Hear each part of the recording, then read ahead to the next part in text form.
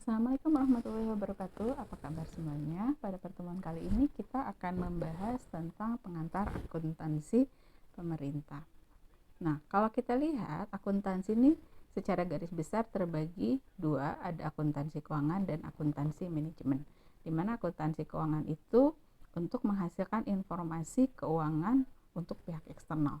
Sementara akuntansi manajemen itu untuk menghasilkan informasi keuangan bagi pengguna internal dalam rangka melaksanakan aktivitasnya serta melakukan fungsi manajerial. Nah, akuntansi publik dan akuntansi pemerintahan dalam ilmu akuntansi. Jadi akuntansi itu terbagi dua ya, ada akuntansi untuk sektor private, komersial, dan ada akuntansi sektor publik. Di mana akuntansi sektor publik ini kemudian terbagi lagi menjadi ada akuntansi pemerintah dan akuntansi nirlaba. Nah, akuntansi pemerintah ini diatur di dalam pernyataan standar akuntansi pemerintah. Kalau kita lihat definisi akuntansi pemerintah, kalau berdasar dari sudut pandang proses, yaitu proses yang dimulai dari pencatatan, pengklasifikasian, pengikhtisaran, dan penyajian laporan keuangan sebuah entitas akuntansi dan pelaporan keuangan pemerintah pada tanggal atau periode tertentu. Sementara kalau kita lihat dari segi fungsi, akuntansi pemerintah ini berfungsi menyajikan informasi kuantitatif yang bersifat keuangan atas sebuah entitas akuntansi dan pelaporan keuangan pemerintah pada tanggal atau periode tertentu. Nah, akuntansi pemerintah ini mempunyai karakteristik yang sedikit berbeda dibandingkan akuntansi komersial. Yang pertama, orientasinya itu tidak pada laba, tidak pada profit. Ya, dia termasuk kategori organisasi sektor publik ya, jadi dia tidak mencari laba. Terus yang kedua, tidak ada kepemilikan perorangan, tidak ada kepemilikan kelompok ya, karena ini dimiliki oleh secara kolektif oleh konstituen. Dalam hal ini kalau di Indonesia berarti oleh rakyat Indonesia. Kemudian kalau kita bandingkan dengan kontribusi sumber daya keuangan, ini tidak matching cost. Jadi antara pendapatan sama biaya itu nggak berhubungan langsung ya. Dan jadi antara pelayanan produk itu tidak dikaitkan langsung dengan apa yang diberikan oleh pemerintah. Kemudian karena di organisasi pemerintah, maka keputusannya itu harus dibuat secara terbuka ya, sehingga laporan keuangannya pun juga terbuka. Dan karena dia pemerintah, maka dia sifat politisnya itu terasa ya, sangat kuat. Karena apa? Karena semua keputusan itu seringkali harus dibuat secara politis oleh lembaga perwakilan. Berikutnya lagi adalah ada beberapa persamaan dengan entitas bisnis, yaitu yang keduanya ya sebagai pelaku dalam sistem ekonomi dan menggunakan baik sumber daya keuangan maupun sumber daya manusia dalam mencapai tujuannya. Kemudian harus memperoleh dan mengubah sumber daya yang semakin terbatas untuk menyediakan barang dan jasa yang dibutuhkan oleh masyarakat. Dengan keterbatasan ini tetap harus memberikan menyediakan barang atau jasa atau pelayanan yang paling optimal. Kemudian juga tetap melakukan analisis biaya, pengendalian biaya, dan teknik evaluasi yang penting untuk memastikan sumber daya dapat digunakan secara ekonomis, efisien, dan efektif. Kemudian pada beberapa bidang, produk berupa barang atau jasa yang dihasilkan pemerintah juga dihasilkan oleh swasta, seperti transportasi, pendidikan, dan kesehatan, serta harus memiliki sistem informasi yang memadai untuk memfasilitasi para manajer, lembaga terkait, dan pihak lain untuk memperoleh informasi yang tepat waktu untuk mengelola penggunaan sumber daya dan saldo sumber daya yang semakin langka tersebut. Nah, ini ya kalau kita lihat lagi sama ya, kalau akuntansi komersial itu berorientasi pada laba, sementara kalau akuntansi pemerintah berorientasi pada pelayanan masyarakat. Kemudian sumber daya kalau di komersial itu diperoleh dari penyediaan barang dan jasa. Tapi kalau di pemerintah bisa memaksa masyarakat untuk berkontribusi dalam bentuk pajak atau distribusi dan lain-lain. Kemudian model persaingannya kalau di komersial itu melalui mekanisme pasar dan harus menggunakan nilai wajar atau harga pasar. Sementara kalau di pemerintah dia bersifat monopolistik dan harga sesuai dengan kemampuan masyarakat. Kemudian metode evaluasi kerjanya kalau di komersial biasanya kita melihat laporan laba ruginya, sementara kalau di pemerintah evaluasi kinerjanya dikaitkan dengan apakah pengalokasian sumber dayanya sudah ekonomis, efisien, dan efektif berdasarkan atau melalui kebijakan atau peraturan yang berlaku. Nah, kalau kita bandingkan lagi, tadi kan pemerintah bagian dari sektor publik ya. Kalau sektor akuntansi sektor publik tujuannya untuk kesejahteraan masyarakat, sementara swasta itu untuk memperoleh keuntungan. Kemudian organisasinya ya tentu karena dia pemerintah bagian dari sektor publik, sementara kalau yang swasta ya organisasi swasta. Keuangannya kalau yang komersial itu bersifat individual atau kelompok, sementara kalau di pemerintahan itu bisa entitas negara, entitas daerah, dan masyarakat. Nah, ini juga sedikit perbedaan ya antara sektor swasta dan sektor publik. Tadi beberapa sudah disampaikan seperti tujuannya. Kalau pemerintahan ya dalam ini sektor publiknya itu ada pemerintah, dia non profit, swasta profit. Sumber pendanaan kalau pemerintah itu dari hibah, pajak, retribusi, donasi, sumbangan. Kalau swasta itu dari penjualan barang atau jasa. Kemudian kalau di pemerintah matching cost against revenue-nya itu sangat sulit dilakukan, kalau di swasta justru itu dilakukan. Ya, jadi biaya itu disandingkan dengan pendapatan. Kemudian kalau pertanggungjawaban ya, kalau pemerintah kepada masyarakat dan DPR sebagai perwakilan masyarakat, sementara kalau sektor swasta itu kepada pemegang saham, kreditur. Kemudian harga produknya kalau di pemerintahan itu bisa saja free, bisa juga lebih murah dari harga produk atau jasa, bisa juga harga sama dengan pasar ya, tergantung produknya seperti apa, produk atau jasa atau pelayanannya. Nah, kalau swasta disesuaikan dengan harga produknya dengan biaya pembuatan produk atau jasa tersebut dan dijual dengan harga normal atau harga pasar. Kemudian pengguna informasi dari sektor komersial itu direksi, komisaris, pemegang saham, kreditur atau pegawai. Sementara kalau di pengguna informasi di pemerintahan itu eksekutif, yudikatif, legislatif, dan masyarakat atau rakyat. Kemudian karakteristik anggarannya kalau di pemerintahan itu bersifat terbuka, sementara kalau di sektor swasta itu tertutup untuk masyarakat, hanya untuk pihak tertentu dia bisa dibuka. Kemudian sistem akuntansinya keduanya baik swasta maupun pemerintah sama-sama menggunakan akuntansi akrual. Kemudian kriteria keberhasilannya kalau di pemerintah menggunakan value for money, ekonomis, efisien, dan efektif. Sementara kalau di swasta itu laba. Kemudian kecenderungan sifatnya politis untuk di pemerintahan, dan kalau di swasta dia itu bisnis. Di pemerintahan tidak ada kepemilikan, yang ada kepemilikan kolektif oleh rakyat Indonesia. Sementara kalau di swasta tentu ada kepemilikan. Kemudian laporan keuangannya kalau di pemerintah itu dipengaruhi proses keuangan dan politik. Kemudian ada pengembangan akuntabilitas publik dan diperiksa oleh badan pemeriksa keuangan. Sementara kalau di swasta terikat dengan aturan dan kriteria keuangan, hanya diungkap akuntabilitasnya di tingkat organisasi dan diperiksa oleh auditor independen. Adapun kalau keuangan, kalau pemerintah, keuangan negara dan daerah, kalau swasta, individu dan kelompok. Slide berikutnya kita akan bicara tentang ciri-ciri penting dari lingkungan pemerintah. Nah, yang pasti akan mempengaruhi bagaimana pola akuntansi pemerintahnya. Jadi ada ciri utama struktur pemerintahan dan pelayanan diberikan, dan ada ciri keuangan yang penting bagi pengendalian. Nah, yang pertama kalau kita lihat lagi ciri utamanya yaitu adanya bentuk umum pemerintahan pemisahan kekuasaan eksekutif, legislatif, dan yudikatif. Seperti kita tahu di pemerintahan itu di Indonesia ya, ada pihak eksekutif yang dipimpin oleh presiden, ada legislatif, MPR dan DPR di tingkat pusat.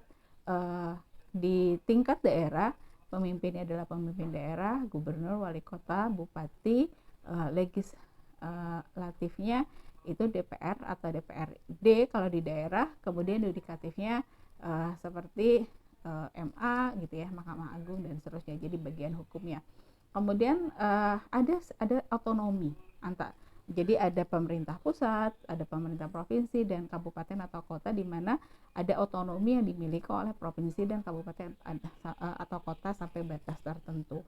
Kemudian juga ada transfer pendapatan antar pemerintah. Jadi misalnya ada pendapatan misalnya pajak atau hasil alam, itu yang dibayar kemudian diterima oleh pemerintah pusat, kemudian dibagi dibagi ke daerah-daerah.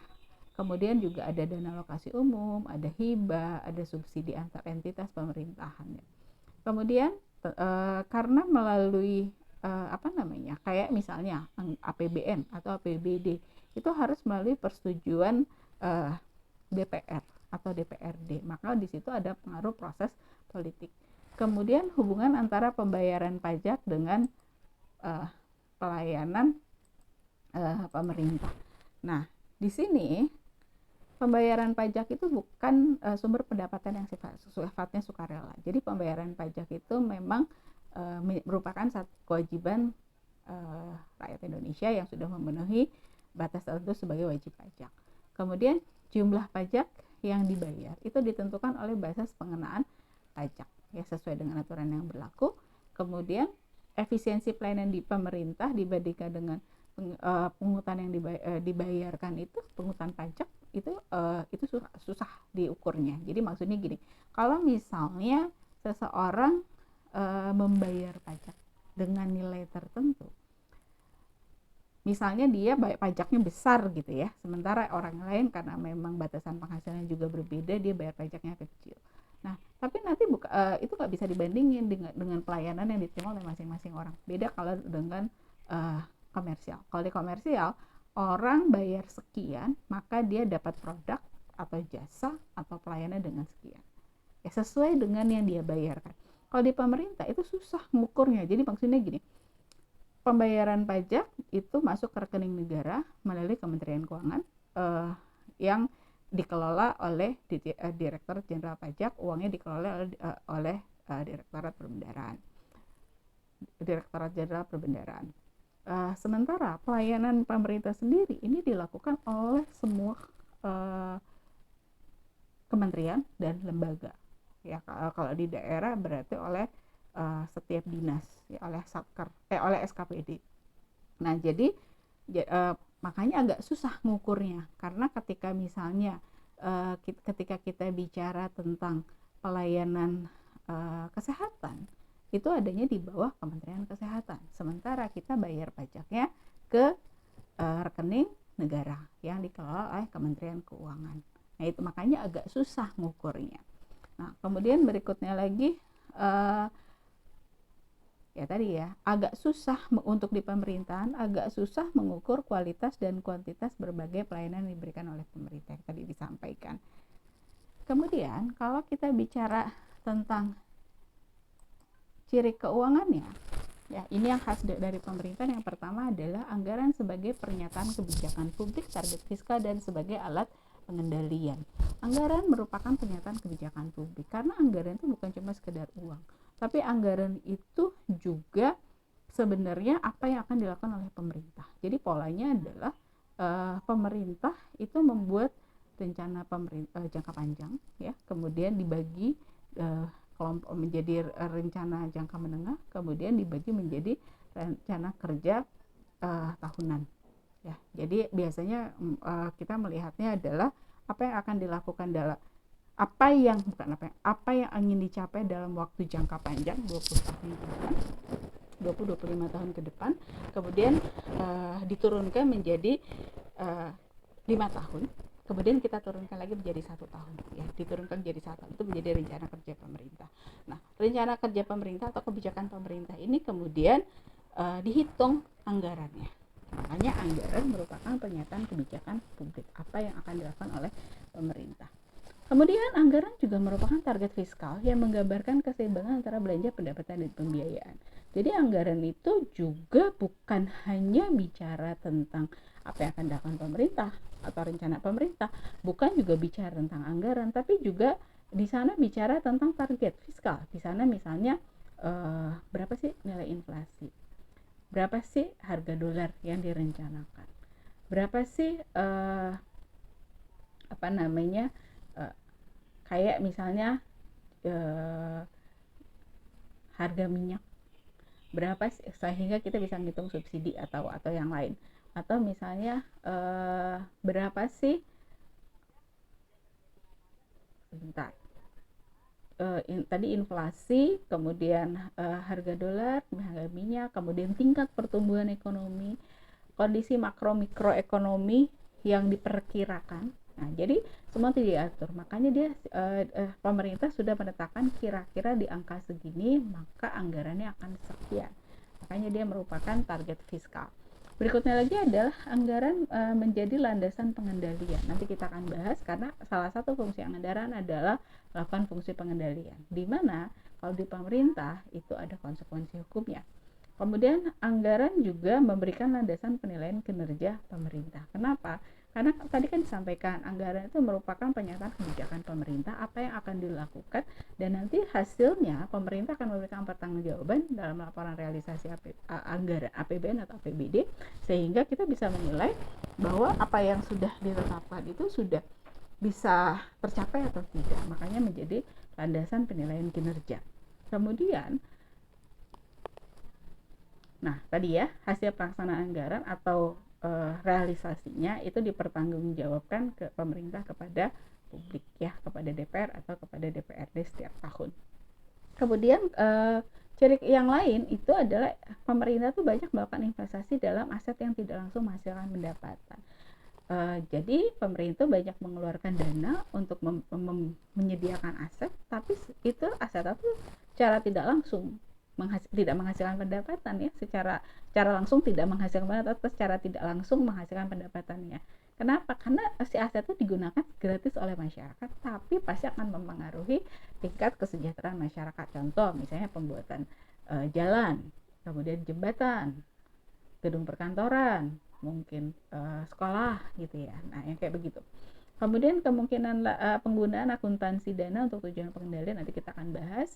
Kemudian operasional pemerintah, maksudnya adanya nilai penyusutan aset untuk kegiatan operasional pemerintah. Nah, kalau kita mau bahas lagi tentang akuntansi dana, kalau di sini kita lihat ya, akuntansi dana itu sistem akuntansi dan pelaporan keuangan biasanya ada di pemerintah atau di sektor publik yang memisahkan kelompok dana menurut tujuannya, sehingga memisahkan kelompok dan tujuannya, sehingga masing-masing merupakan entitas akuntansi yang mampu menunjukkan keseimbangan antara belajar dan pendapatan atau transfer yang diterima. Jadi misalnya gini loh, bahwa nanti setiap entitas pemerintah dia harus buat laporan keuangan, betul ya, tapi kemudian ketika misalnya ada satu organisasi, kemudian dia mempunyai sekian program, di mana setiap program mempunyai sekian kegiatan, di mana setiap kegiatan itu mungkin punya dana tersendiri, dananya sendiri. Nah, si masing-masing kegiatan itu juga harus buat laporan pertanggungjawaban ya, dan dianggap sebagai dana tersendiri, meskipun nanti pada ujungnya laporan keuangannya itu akan dikonsolidasikan menjadi satu laporan keuangan utuh dari entitas tersebut. Tapi kita bisa ngetrace masing-masing dana untuk setiap kegiatan. Misal, kalau misalnya di kampus itu ada kegiatan, katakanlah kegiatan kemahasiswaan. Nah, kegiatan kemahasiswaan anggaplah ada satu kegiatan misalnya MPKMB gitu ya. Nah, di MPKMB itu kan nanti ada berbagai macam biaya tuh. Misalnya kata kegiatan MPKMB X rupiah. Nah, terdiri dari biaya A, B, C, D. Dengan dapat pendapatan sekian, ada yang mungkin diberikan kampus, ada yang dari sponsor, ada yang segala macam, totalin. Jadi pendapatannya dapat berapa, biayanya habis berapa, mungkin ada aset yang dari dana tersebut bisa ada persediaan, bisa ada aset dan sebagainya. Nah, itu dianggap satu akuntansi dana sendiri. Ya, nanti ada kegiatan yang lain, misalnya mengadakan lomba. Nah, dari lomba tadi dapat pendapatan dan ada biaya yang keluar. Nanti itu dipertanggungjawabkan sendiri lagi, itu satu dana sendiri lagi, dan seterusnya. Nah, jadi tapi nanti si masing-masing kegiatan tadi itu akan dipertanggungjawabkan ke kampus, ya, ke fakultas. Nanti fakultas dipertanggungjawabkan lagi ke universitas. Maka laporan keuangannya adalah laporan keuangan utuh. Tapi ketika kita mau ngetrace satu akuntansi dana, satu dana tersendiri, kita bisa ngecek satu-satu, sehingga jadi ada bisa apa ya, tadi ada laporan keuangan masing-masing, dan kita bisa ngelacak satu-satu ya. Jadi kita mau ngelihat dari sudut pandang yang besar gitu ya, satu organisasi besar, katakanlah kampus, fakultas, universitas, atau mungkin kita mengetes lagi fakultas, atau kita mau langsung ke masing-masing kegiatan ya. Jadi itu akuntansi dana sendiri. Nah, sekarang kalau kita bicara tentang pengguna laporan keuangan pemerintah ya. Pengguna laporan keuangan ini pemerintah ini masyarakat. Kenapa? Karena memang pertanggungjawabannya kepada masyarakat ya. Banyak masyarakat itu bisa semua, bisa pihak bisnis, bisa masyarakat umum, dan yang lain-lain. Kemudian lembaga legislatif, DPR atau DPRD, karena pimpinan negara maupun pimpinan daerah, dalam hal ini ada presiden, gubernur, wali kota, bupati, itu akan mempertanggungjawabkan kinerjanya melalui salah satunya melalui laporan keuangan kepada lembaga legislatif. Kemudian laporan keuangan ini juga akan diperiksa, dia akan diaudit ya oleh lembaga pemeriksa atau pengawas, dan di pemerintahan itu punya ya beberapa lembaga pemeriksa atau pengawas. Kemudian juga dipergunakan oleh pihak yang memberikan sumbangan atau donasi atau investor atau kreditor ataupun analis keuangan. Terus yang terakhir ya pasti digunakan juga oleh pemerintah ya untuk membuat keputusan, membuat kebijakan, dan juga sebagai evaluasi untuk pembuatan keputusan dan keputusan baik sekarang maupun yang akan datang.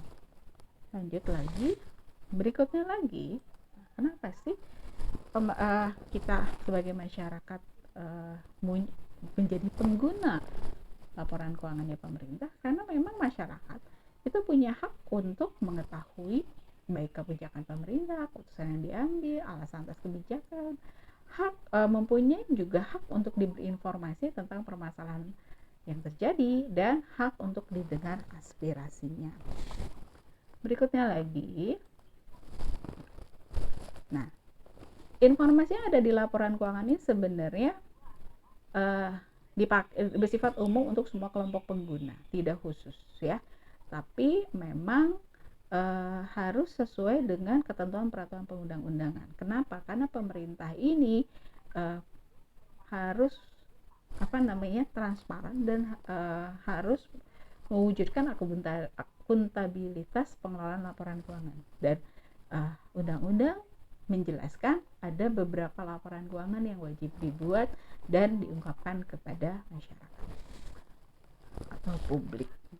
Nah, sekarang ketika kita bicara laporan keuangan, nah berarti kan ada yang menyusun laporan keuangan atau entitas akuntansi, dan ada yang melaporkan, gitu ya. Nah, yang masuk entitas akuntansi itu siapa? Unit pemerintahan, pengguna anggaran atau pengguna barang.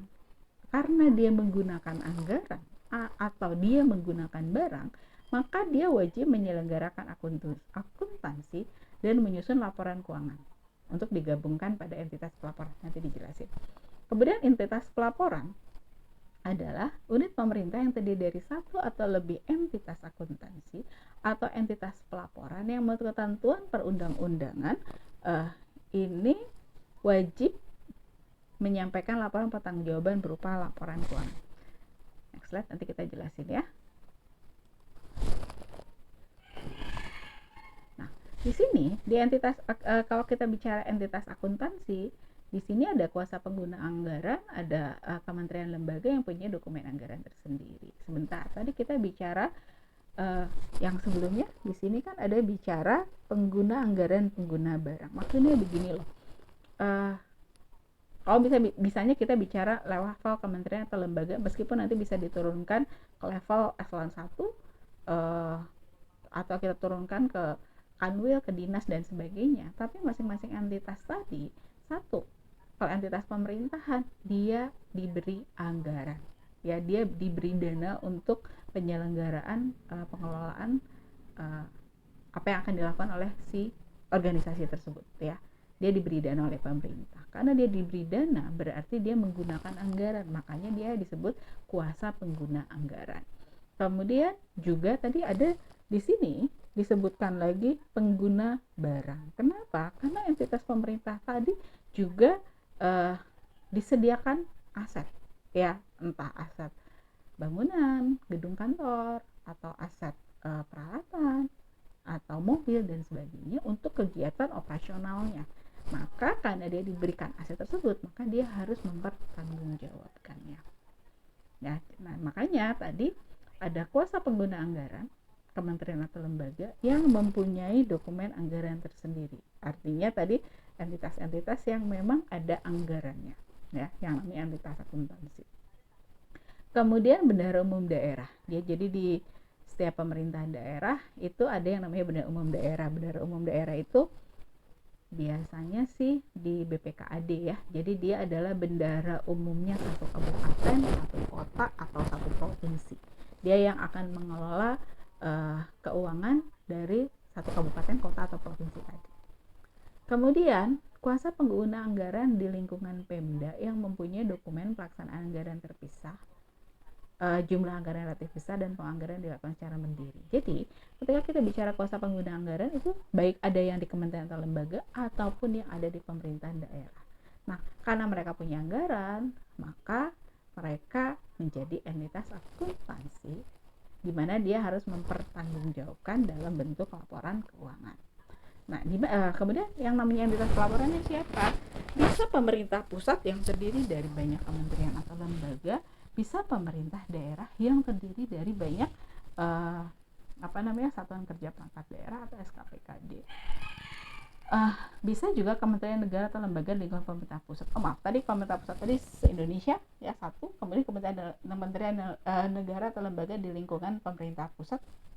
Berikutnya lagi adalah satuan organisasi di lingkungan pusat atau daerah atau organisasi lainnya dalam hal wajib menyampaikan laporan keuangan. Maksudnya apa? Di dalam satu kementerian atau lembaga itu pasti punya diturunkan menjadi berbagai entitas.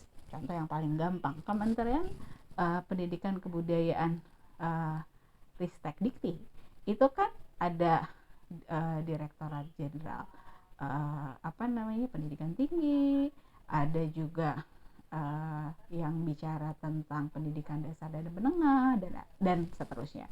Kemudian diturunkan lagi, nanti ada direktur apa, diturunkan lagi, ada kanwilnya, diturunkan lagi, ada dinasnya, dan seterusnya.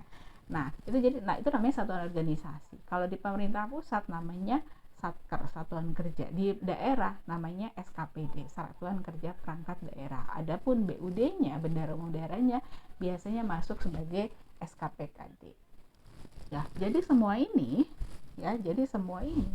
harus buat laporan keuangan. Kenapa? Karena mereka entitas akuntansi, ya. Dilanjutkan lagi. Nah, ini ada tujuan akuntansi, ada berdasarkan American Accounting Association, ada berdasarkan Statement of Financial Accounting Concept, ada juga ini berdasarkan SAPP, ya. Itu sistem akuntansi pemerintah pusat, yaitu menjaga aset, menyediakan informasi yang akurat dan tepat, menyediakan informasi yang dapat dipercaya, menyediakan informasi keuangan yang berguna untuk perencanaan, pengelolaan, dan pengendalian keuangan dan keuangan pemerintah secara efisien. Kalau kita lihat lagi, kalau ini diambil dari kerangka konseptualnya, ya, dari PSAP. Apa sih peranan laporan keuangan pemerintah? Yang pertama adalah akuntabilitas, ya, karena pemerintah itu harus mempertanggungjawabkan pengelolaan sumber daya dan pelaksanaan kebijakan yang dipercayakan kepada entitas pelaporan dalam mencapai tujuan yang ditetapkan secara periodik. Ini baik pemerintah pusat maupun pemerintah daerah maupun entitas-entitas yang di dalamnya yang tadi saya bilang Satker atau SKPD. Jadi ketika ada satu satker atau SKPD atau yang lebih tinggi lagi pemerintah pusat atau pemerintah daerah, itu kan punya satu tujuan. Katakanlah misalnya universitas sudah ada tujuannya, dia tujuannya adalah apa, kemudian dia sudah ada sumber daya manusia, dia sudah ada aset, dia sudah diberikan dana, maka kemudian bagaimana pertanggungjawaban dia untuk melakukan rencana kerja yang sudah ditentukan, ya. Kemudian hasilnya bagaimana dia mengelolanya, mengelola sumber daya yang dia dimiliki untuk mencapai tujuan tersebut. Jadi akuntabilitas. Yang kedua adalah manajemen, ya. Jadi untuk membantu para pengguna untuk mengevaluasi pelaksanaan kegiatan suatu entitas pelaporan dalam periode pelaporan sehingga memudahkan fungsi perencanaan, pengelolaan, dan pengendalian atas seluruh aset, kewajiban, dan ekuitas pemerintah untuk kepentingan masyarakat, ya. Jadi kan tadi ada akuntansi keuangan, ada akuntansi manajemen. Jadi dan data informasi keuangan tadi bisa digunakan baik tadi penggunanya macam-macam, ada masyarakat, ada ada pemerintah, ada donatur atau kreditur, ada lembaga pemeriksa atau pengawas, ada juga lembaga legislatif. Nah, para pengguna dengan ada laporan keuangan ini, maka si para pengguna tadi bisa mengevaluasi bagaimana apakah kegiatan yang dilakukan oleh entitas pelaporan atau entitas pemerintah ini seperti apa. Terutama kalau untuk di pemerintah sendiri juga untuk memudahkan fungsi perencanaan, pengelolaan, dan pengendalian, ya. Kemudian transparansi. Nah, karena pemerintah ini harus mempertanggungjawabkan kepada masyarakat, maka tingkat transparansi menjadi tinggi, maka pemerintah atau entitas pelaporan harus memberikan informasi keuangan yang terbuka dan jujur kepada masyarakat. Ya, apa yang sudah terjadi berdasarkan pertimbangan bahwa masyarakat memiliki hak mengetahui secara terbuka dan menyeluruh atas pertanggungjawaban pemerintah dalam pengelolaan sumber daya yang dipercayakan kepadanya, ya, dan ketatannya pada peraturan undang-undangan. Jadi dari situ masyarakat bisa mengetahui apakah bagaimana kinerjanya pemerintah dan lain-lainnya. Lanjut lagi, kita bicara sekarang peranan pelaporan keuangan pemerintah. Lanjutan yang tadi, yang berikutnya adalah keseimbangan antar generasi atau intergenerational equity.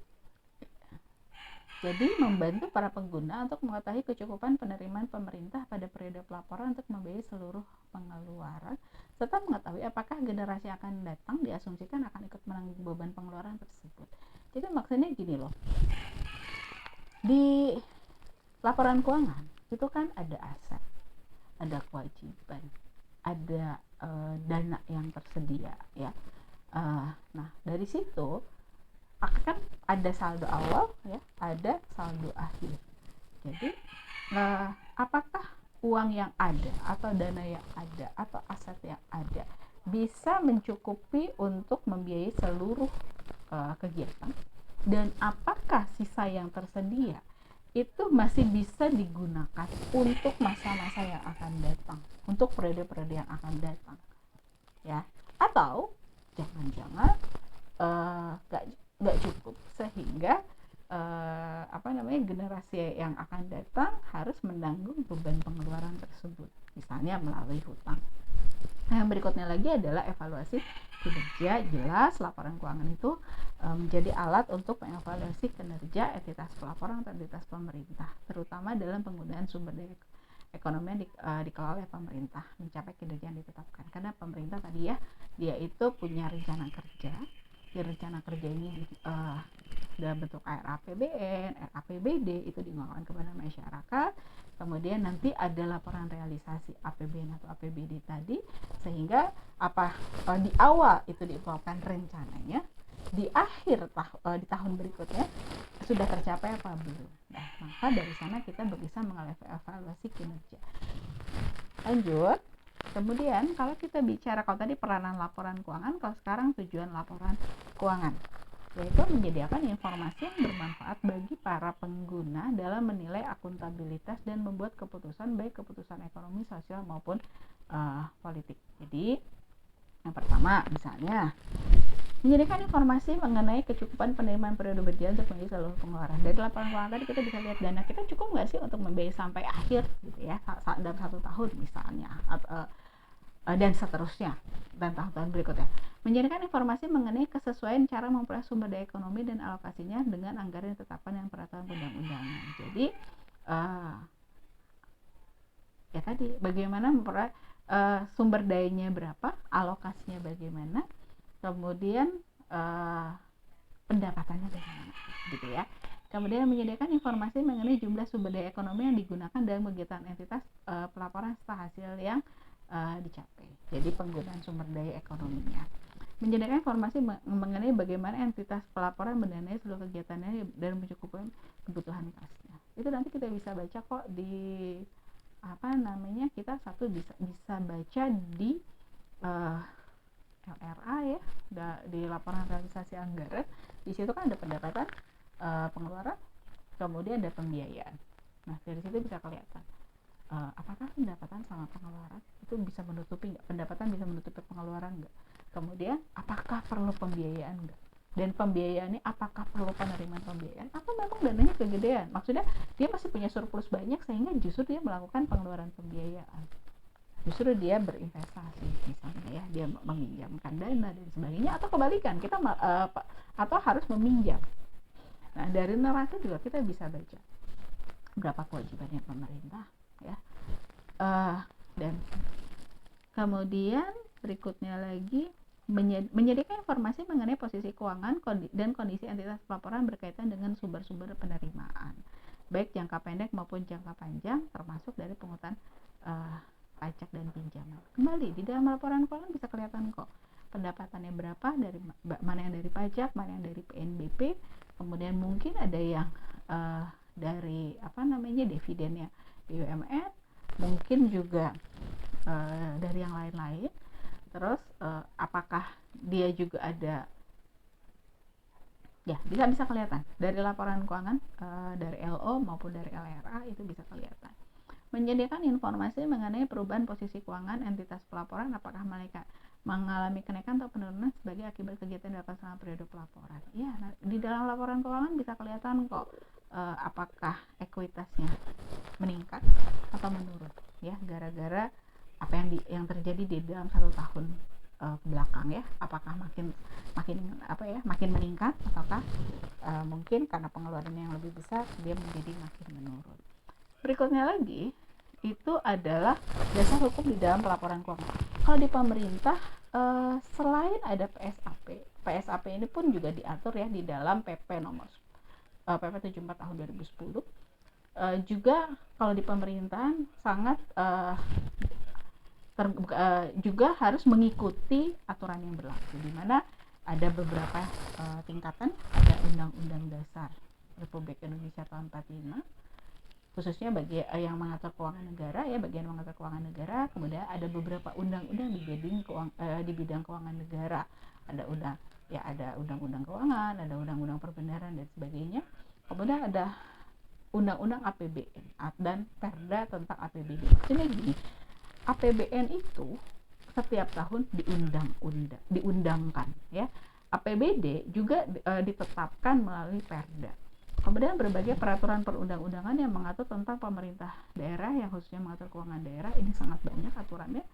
Ada beberapa, maksudnya peraturan perundang-undangan yang mengatur tentang perimbangan keuangan pusat dan daerah, ketentuan perundang-undangan tentang pelaksanaan APBN dan APBD. Jadi setelah ditetapkan APBN-nya melalui undang-undang atau Perdanya untuk yang APBD, kemudian ada pengaturan pelaksanaannya seperti apa, itu diatur lagi. Kemudian berbagai peraturan perundangan lainnya yang mengatur tentang keuangan pusat dan daerah. Dan pengelola keuangan itu harus mengacu pada berbagai aturan itu dan juga menyesuaikan laporannya berdasarkan SAP, pernyataan standar akuntansi pemerintah. Dalam menyusun laporan keuangan ada beberapa asumsi dasar. Yang pertama adalah asumsi kemandirian entitas, asumsi kesinambungan entitas, dan asumsi keterukuran dalam satuan money. Jadi satuan uang, asumsi kemandirian entitas tuh jadi masing-masing entitas dianggap mandiri meskipun misalnya satu kementerian terdiri dari berbagai macam entitas tapi masing-masing entitas dianggap mandiri sehingga harus bikin laporan keuangan sendiri meskipun nanti laporan keuangan dikonsolidasikan ke lembaga yang di atasnya. Kemudian asumsi kesinambungan entitas ini dianggap akan hidup terus ya, jadi jangan nggak berdiri kemudian dalam 1 tahun ditutup, nggak, tapi tahun berikutnya itu masih berlangsung sehingga aset dan dana yang ada itu harus mencukupi sampai tahun-tahun yang akan datang. Kemudian asumsi keterukuran dalam satuan uang maksudnya adalah semua kegiatan itu harus yang di dalam laporan keuangan itu harus dalam bentuk uang ya, sehingga kita bisa mengukur. Berikutnya lagi adalah karakteristik kualitatif ya. Karakteristik kualitatif laporan keuangan yang pertama adalah relevan. Nah, ciri-cirinya dia memiliki manfaat umpan balik, kemudian memiliki manfaat prediktif, tepat waktu dan lengkap. Kemudian andal, artinya yang dibilang andal itu kalau laporan keuangannya itu disajikan dengan jujur, bisa diverifikasi, artinya ketika misalnya kita mencoba mengecek angkanya akan tetap sama, kemudian netral. Kemudian laporan keuangan ini bisa dibandingin baik ke periode yang lalu, historis ataupun dengan organisasi yang lain. Kemudian bisa dipahami. Lanjutnya lagi basis akuntansi. Prinsip akuntansi dan pelaporan keuangan. Jadi ada basis akuntansi, kita menggunakan akrual meskipun untuk anggaran masih menggunakan basis kas. Prinsipnya historis, jadi menggunakan kalau kita beli aset menggunakan data pembelian aset, harga beli bukan harga beli, menggunakan nilai aset ketika terjadi perolehan sesuai dengan harga perolehan tersebut. Kemudian prinsip realisasi, kemudian prinsip substansi mengungguli bentuk formal, jadi yang penting substansinya bukan bentuk formalnya. Kemudian prinsip periodisitas, sesuai dengan masing-masing periode. Konsistensi, sekali menggunakan metode konsisten. Kemudian pengungkapan yang lengkap dan disajikan dengan wajar. Namun ada kendala informasi untuk yang yang relevan dan andal. Yang ini loh, relevan dan andal itu mereka saling tarik menarik ya, sehingga terjadi kendala, yaitu pada akhirnya kita memiliki prinsip materialitas, pertimbangan biaya dan manfaat, dan keseimbangan antar karakteristik kualitatif. Maksudnya apa? Karena kadang-kadang gini, saking pengen andalnya ya, maka datanya terlalu banyak, kemudian biayanya terlalu besar. Nah, itu kan malah jadi makan waktu dan makan biaya, sehingga akhirnya dipakailah data yang material, nggak lengkap, tapi lengkap di sini material, bukan lengkap sedetil-detilnya, sehingga bisa disusun dalam waktu yang ditetapkan dan tidak menggunakan biaya yang terlalu besar ya. Makanya akhirnya kita menggunakan keseimbangan antar karakteristik kualitatif. Slide berikutnya lagi, nah tadi dibilangin ya bahwa kalau kita menggunakan basis akrual dan basis kas. Untuk laporan realisasi anggaran kita menggunakan basis kas, sementara untuk laporan keuangan yang lain kita menggunakan basis akrual. Nah, ini laporan keuangan. Ada beberapa laporan keuangan. Yang pertama adalah laporan realisasi anggaran. Tadi sudah disampaikan ya, ada anggaran, kemudian itu anggaran itu rencananya, kemudian realisasinya bagaimana. Ini bagian dari akuntansi manajemen, tapi di pemerintahan wajib ada, dan dia berbasis kas. Kemudian ada laporan operasional. Laporan operasional itu sejenis tapi nggak sama ya dengan kalau di swasta itu, di komersial itu laporan laba rugi, mirip tapi beda ya, sejenis kayak begitu, dan dia basisnya akrual. Kemudian ada laporan perubahan ekuitas ya, laporan perubahan ekuitas nanti kita bahas ya. Laporan perubahan ekuitas ya, perubahan ekuitas bandingkan saldo awal dengan posisi akhir tahun. Kemudian neraca, laporan posisi keuangan, dia menyajikan harta atau aset, kemudian kewajiban dan ekuitas. Kemudian ada laporan arus kas dan laporan perubahan saldo anggaran lebih, jadi membandingkan saldo awal dan saldo akhir. Dan terakhir adalah catatan atas laporan keuangan. Kita bahas lebih detail. Nah, di dalam laporan keuangan tadi ya, awalnya pemerintah menggunakan cash steward akrual. Namun sekarang kita menggunakan akrual ya. Jadi ada LRA, neraca, laporan arus kas, CALK, laporan operasional, dan laporan perubahan ekuitas. Nah, kemudian tadi sudah disampaikan bahwa laporan realisasi anggaran dan laporan perubahan SAL itu menggunakan basis kas, sementara neraca, laporan operasional, laporan perubahan ekuitas itu menggunakan basis akrual. Adapun laporan akrus kas menggunakan basis kas. Yang masuk ke kategori laporan finansial itu neraca, LO, LPE, dan LAK. Sementara pelaksanaan anggaran atau biasa digunakan oleh manajemen ya, itu adalah LRA. Satu lagi adalah CALK.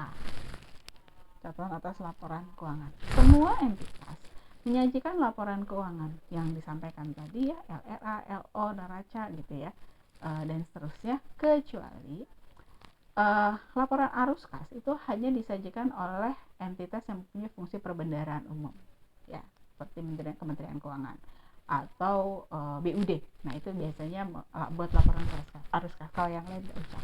Kemudian laporan perubahan SAL hanya disajikan oleh bendahara umum negara atau daerah dan entitas pelaporan yang menyusun laporan keuangan konsolidasi.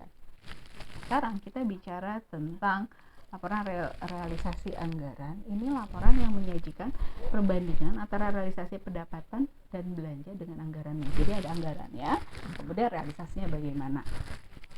Strukturnya itu ada pendapatan, belanja, surplus defisit itu selisih antara pendapatan dikurangi belanja. Nah, kemudian ada pembiayaan.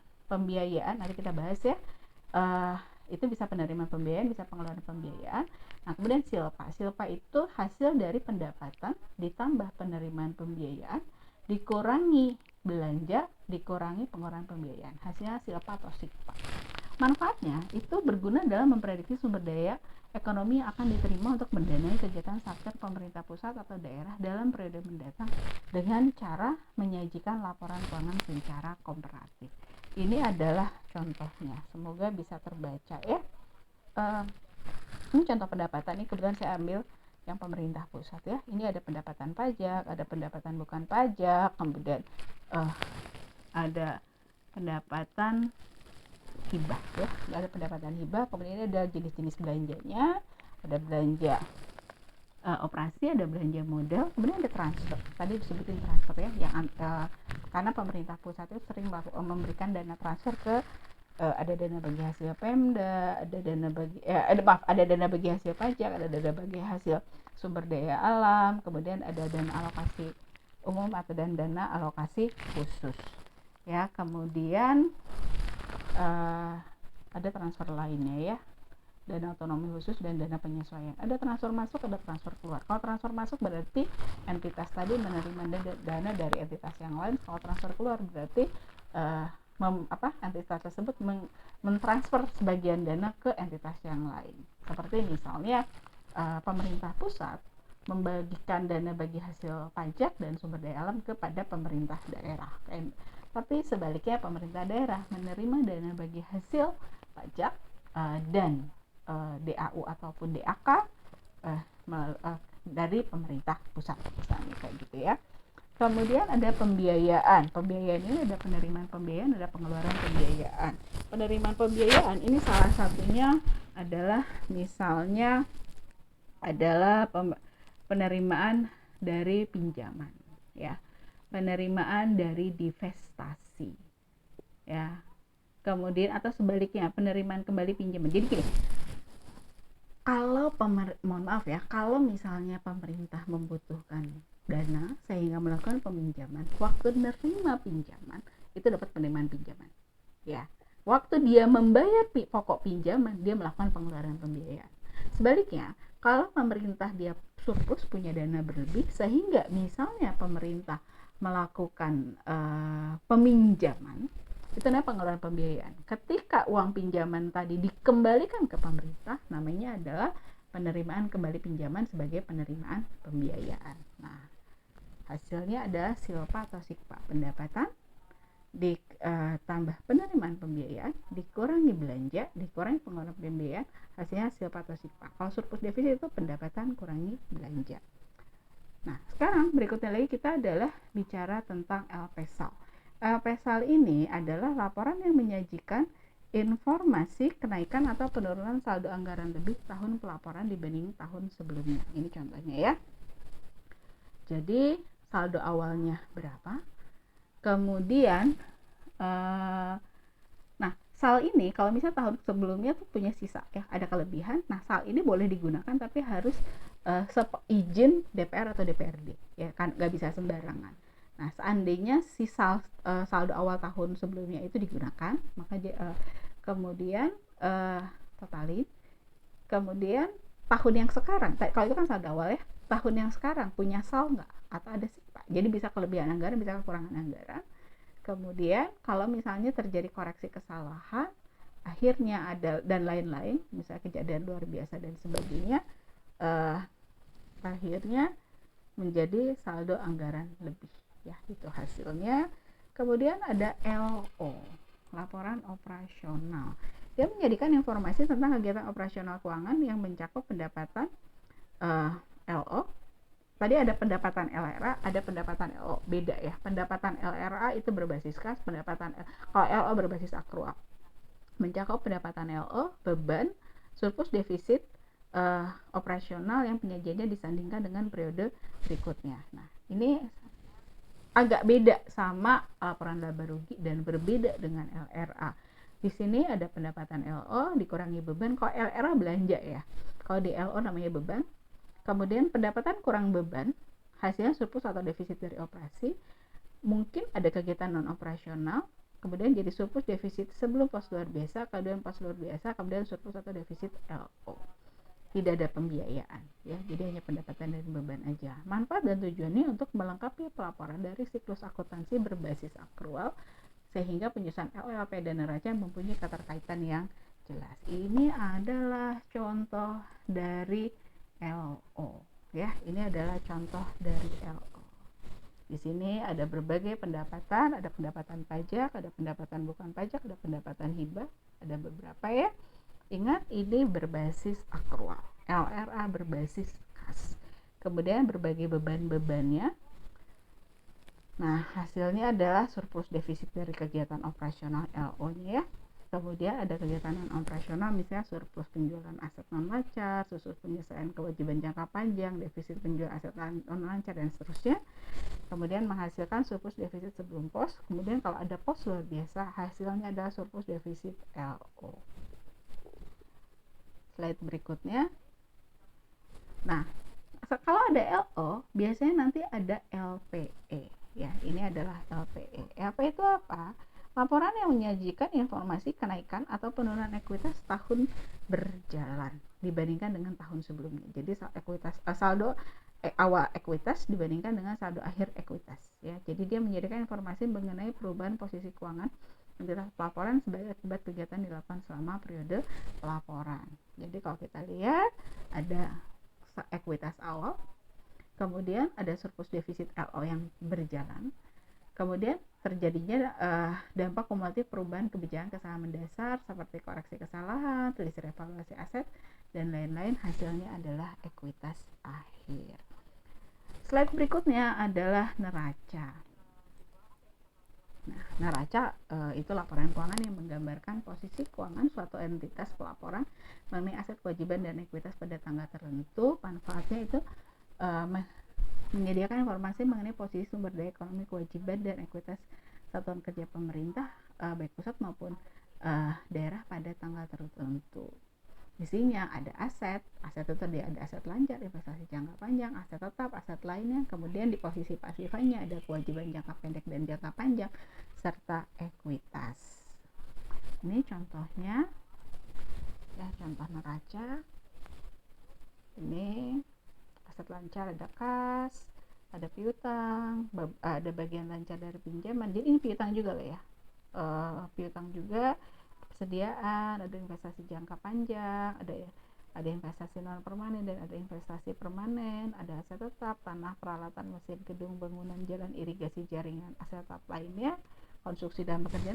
Konstruksi dan pekerjaan itu adalah aset tetap yang belum beres ya. Biasanya dia multi years.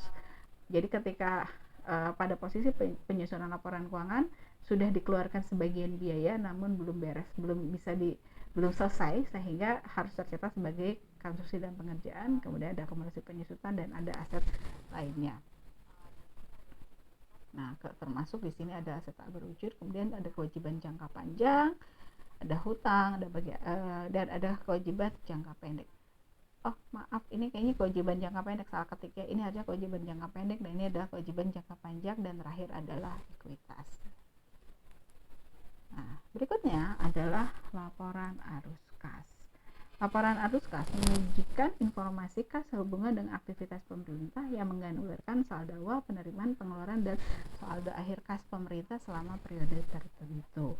Jadi memberikan informasi historis mengenai perubahan kas dan setara kas entitas pelaporan, di mana mengklasifikasikan ada aktivitas operasi, investasi, pendanaan. Nah, ini yang sedikit berbeda.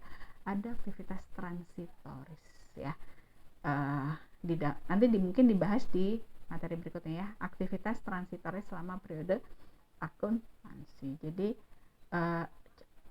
ada kas yang diterima dan dikeluarkan yang disediakan oleh pemerintah, tapi dia tidak masuk kategori operasi, investasi, dan pendanaan. Biasanya itu yang sifatnya titipan ya, biasanya yang sifatnya titipan.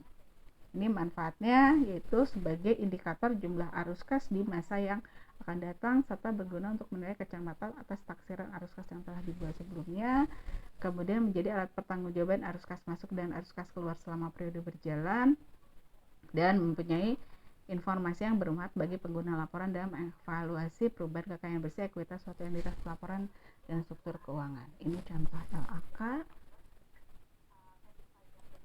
Ya, ini contoh LAK. Ini ada arus kas masuk, ada arus kas keluar, kemudian ya ada arus kas transitoris. Nanti penjelasan lebih lanjut nanti di materi khusus tentang laporan keuangan ya. Kita baru pengantar.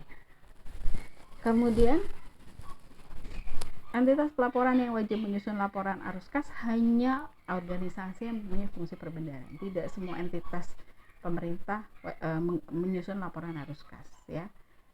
Ini hampir sama seperti LRA ataupun hampir sama dengan LRA, atau di sini LRA yang ditambah penerimaan dan pengeluaran non anggaran seperti penerima PFK. Maksudnya transitoris ya, itu ada uang titipan yang diterima dan harus dibayarkan.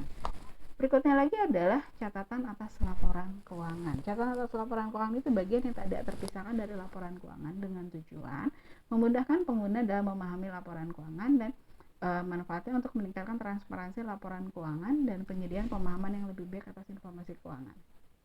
Isinya penjelasan lebih detail dari suatu pos yang disajikan di LRA, neraca, LO, dan LPE. Ini struktur. Nah, struktur isinya ya, jadi dia informasi umum tentang entitas pelaporan dan entitas akuntansi, ikhtisar pencapaian target keuangan selama tahun pelaporan, berikut kendala dan hambatannya, informasi tentang dasar penyajian laporan keuangan dan kebijakan akuntansi yang dipilih, rincian dan penjelasan masing-masing pos yang disajikan pada lembar muka laporan keuangan, informasi yang diharuskan berdasarkan pernyataan secara akuntansi pemerintah yang belum disajikan, serta informasi lainnya yang dianggap perlu untuk penyajian yang wajar. Nah, berikutnya lagi. Nah, tadi kan ada anggaran berbasis kas, di sini ada LRA, kemudian dari LRA menghasilkan silpa atau sikpa, di mana silpa atau sikpa ini kemudian berkaitan dengan laporan perubahan saldo. Itu masuknya sebagai laporan pelaksanaan anggaran. Kemudian ada anggaran, maaf ini salah ya, harusnya anggaran berbasis akrual, ini harus diperbaiki. Anggaran berbasis akrual itu laporan finansial, ini ada LO, kemudian surplus defisit, kemudian ada dari LO menghasilkan surplus defisit. Nah, surplus defisit ini bagian dari LPE. LPE kan tadi ya saldo awal ditambah surplus LO, surplus defisit LO dan seterusnya. Kemudian LPE itu menghasilkan ekuitas akhir. Ekuitas akhir ini menjadi ekuitas yang ada di neraca. Nah, ini kalau kita boleh lihat contohnya ya, keterkaitan antara mereka ini. Misal nih, ini ada pendapatan sekian 500, ada beban 200, surplus defisit 300, ada non operasional 60, menghasilkan surplus defisit 360. Nah, ada LPS, ekuitas awalnya adalah 1000 ditambah surplus defisit LO 360 menghasilkan 1360. Jadi ada keterkaitan ya antara LO dengan LPE. Nah, kemudian ada neraca asetnya 2000, kewajiban 640, batasnya 1360. Nah, bisa lihat keterkaitan antara LPE dengan ekuitas. Lanjut, LRA misalnya punya pendapatan 450, anggaplah ini contoh doang ya, biasanya sih nggak ada, belanjanya 0, surplus defisitnya 450, kemudian ada pembiayaan 1000, maka ada silpa 1450. Kemudian ketika kita buat laporan perubahan sal awalnya 100, ada penggunaan sal tahun sebelumnya yang diizinkan oleh DPR atau DPRD sebesar 30. Kemudian ada silpa dari yang LRA ya 1450 sehingga sal akhir 1520. Jadi memang semua saling terkait. Nah, kemudian asumsi dasar dari laporan keuangan pemerintah ini, pendapatan diakui saat dibukan pada kas umum negara atau daerah, dan belanja diakui dikeluarkan dari kas umum negara atau daerah kalau basis kas ya, kalau basis kas. Kalau basis akrual ya diakui saat terjadi ya. Kemudian asas universitas, semua pengeluaran harus tercantum dalam anggaran. Kemudian asas bruto, tidak ada kompensasi atau penerimaan pengeluaran. Jadi harga yang dicatat itu ada harga total, harga bruto. Nah, ini hanya catatan saja, jadi bersifat historis, bersifat umum, penuh dengan estimasi dan judgment, hanya melakukan informasi yang bersifat material, bersifat konservatif, lebih mengungkapkan realitas ekonomi daripada hukum. Terdapat banyak alternatif metode akuntansi yang digunakan sehingga kemungkinan terdapat variasi dalam pengukuran sumber daya ekonomi antar entitas pemerintahan. Kemudian berikutnya lagi, nah, opini terhadap laporan keuangan ini bisa wajar tanpa pengecualian atau WTP, bisa wajar dengan pengecualian atau WDP, bisa tidak memberikan pendapat dan tidak wajar. Nah, laporan keuangan pemerintah ini jadi kan tadi setiap entitas buat laporannya, tapi kemudian dikonsolidasi sama yang di atasnya. Nah, ketika misalnya kita bicara laporan keuangan satu kementerian atau lembaga tinggi, itu adalah gabungan atau konsolidasi seluruh laporan keuangan yang terdapat di lingkungannya tersebut, termasuk BLU. Dan laporan keuangan ini disampaikan ke Menteri Keuangan, Sekretaris Dirjen Perbendaharaan, disertai pernyataan tanggung jawab yang ditandatangani menteri atau pimpinan lembaga, dan pernyataan telah direview oleh aparat pengawasan internal, oleh audit internal di lembaga tersebut. Nah, ini contohnya ya. Bentar. Tadi kan ada pernyataan tanggung jawab ya. Surat pernyataan tanggung jawab atau SOR ini harus ditandatangani oleh menteri atau pimpinan lembaga dan tidak boleh diwakilkan, wajib dilampirkan pada setiap laporan keuangan kementerian negara atau lembaga. Nah, menteri atau pimpinan lembaga dapat mewajibkan setiap pimpinan nasional untuk membuat surat pernyataan tanggung jawab atas laporan keuangan di unit eselon masing-masing. Nah, ini contohnya. Laporan keuangan entah sudah audit atau belum dari Kementerian Negara tahun anggaran sekian, sebagaimana terlampir merupakan tanggung jawab kami, dan laporan keuangan tersebut sudah disusun berdasarkan sistem pengendalian internal yang memadai dan isinya telah menyajikan informasi pelaksanaan anggaran dan posisi keuangan secara layak sesuai standar akuntansi pemerintah. Tanda tangan ya. Kurang lebih materinya sampai di sini dulu. Terima kasih. Mohon maaf kalau ada kurang dan salah. Assalamualaikum warahmatullahi wabarakatuh.